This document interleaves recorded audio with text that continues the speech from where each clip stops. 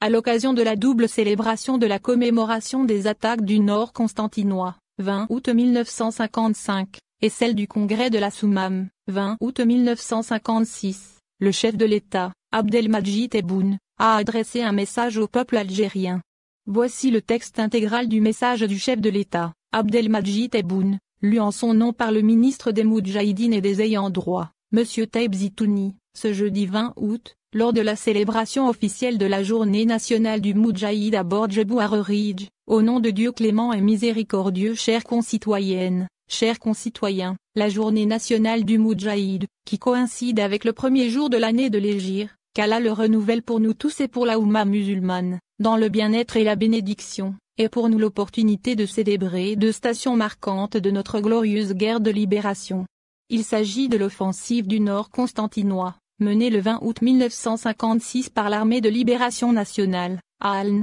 sous la conduite de Chaïziou Youssef, et le congrès de la Soummam, tenu à la même date de l'année suivante, en présence de l'élite des dirigeants de la révolution armée. Si le premier événement a scellé la fusion entre les Moudjahidines et le peuple, jusqu'à la victoire, et conféré à leur lutte une dimension maghrébine, dictée par le devoir de solidarité avec le peuple marocain frère, qui réclamait le retour de l'exil du roi Mohamed V, le second a consolidé cette acquise historique à travers une meilleure organisation de la lutte armée, qui a donné un nouveau souffle à l'ALN pour atteindre l'objectif de l'indépendance et du recouvrement de la souveraineté nationale. Avec leur esprit revanchard habituel, les forces coloniales ont riposté à cette offensive, une semaine durant, par une répression féroce, menée sans distinction aucune, contre une population désarmée, comme ce fut le cas lors des massacres du 8 mai 1945. Ainsi, dans le seul stade municipal de la ville de Skikda, 10 000 Algériens ont été massacrés et enterrés dans des fosses communes.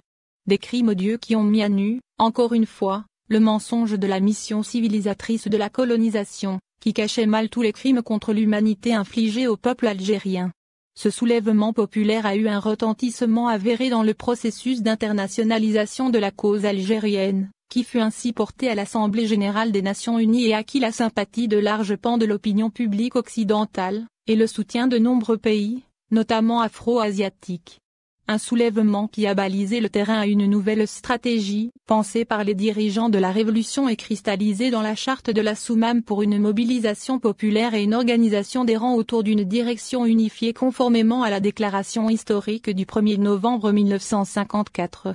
Cette escale se veut, par ailleurs, l'occasion de se recueillir à la mémoire de l'ensemble des chouhadas de la résistance populaire à travers toutes les époques, et de rendre également hommage à leurs vaillants compagnons qui ont contribué, par la suite, à l'édification de l'Algérie. Cet anniversaire nous permet de réitérer le soutien de l'Algérie, qui a tant souffert des affres de la colonisation, aux peuples en lutte pour leur droit à l'indépendance, et en premier lieu aux frères palestiniens et sahraouis. Chères concitoyennes, chers concitoyens, cette célébration de la journée du Moudjahid interpelle tout patriote sincère à mesurer la responsabilité qui lui incombe dans cette conjoncture particulière que traverse notre pays au double plan interne et régional. Une conjoncture qui nous interpelle aussi à resserrer notre front interne, à mobiliser nos énergies créatrices et à libérer les idées et les initiatives pour concrétiser le projet du changement radical global, celui de l'édification d'une Algérie forte de ses institutions démocratiques, où la compétence et l'intérêt de la nation sont les seuls critères à faire valoir. Occasion de renforcer notre lien à nos gloires, source de notre fierté éternelle. Ces haltes de commémoration des épopées héroïques des hommes et femmes qui ont façonné l'histoire sont également des moments de méditation et de questionnement, pour tout patriote sincère, sur ce qui a été offert à cette patrie en contrepartie de ce qu'elle a donné. Elles sont, en outre, un message à l'adresse des générations montantes pour leur rappeler leurs responsabilités dans la sauvegarde de la patrie à travers notamment la préservation de la mémoire collective, qui doit rester, en tout temps et toutes circonstances,